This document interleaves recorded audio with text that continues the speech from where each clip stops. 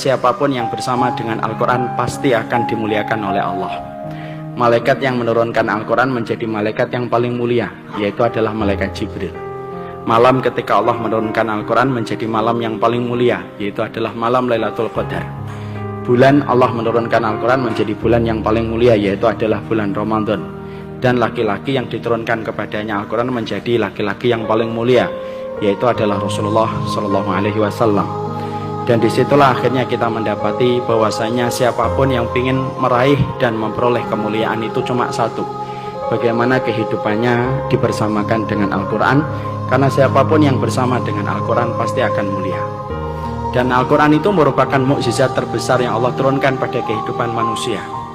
Mukjizat ini menenggelamkan mukjizat-mukjizat yang lainnya tanpa menafikan bagaimana keutamaan mukjizat yang lainnya. Mukjizat Al-Quran itu mengalahkan mukjizat Nabi Musa dengan tongkatnya yang mampu merubah lautan menjadi daratan. Mukjizat Al-Quran itu mampu mengalahkan mukjizatnya Nabi Sulaiman yang mampu berbicara dengan semua binatang, dan mampu mengalahkan mukjizatnya Nabi Ibrahim yang kebal ketika dibakar.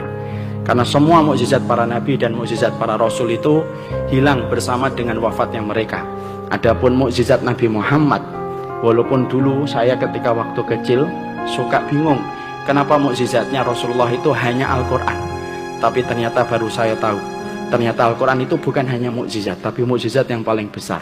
Karena mukjizat para nabi dan para rasul itu hilang seiring dengan wafatnya mereka, tetapi mukjizatnya Nabi Muhammad itu tidak hilang walaupun Rasulullah sudah meninggal dunia.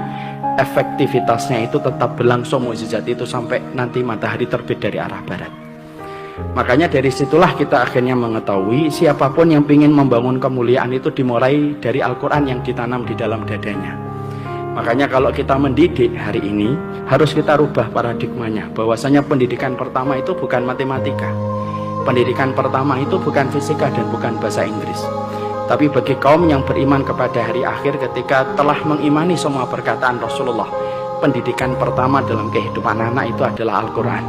Karena Al-Quran itu apabila telah hidup pada kehidupan seseorang, maka sesungguhnya mukjizat itu sudah ada di dalam dada anak itu.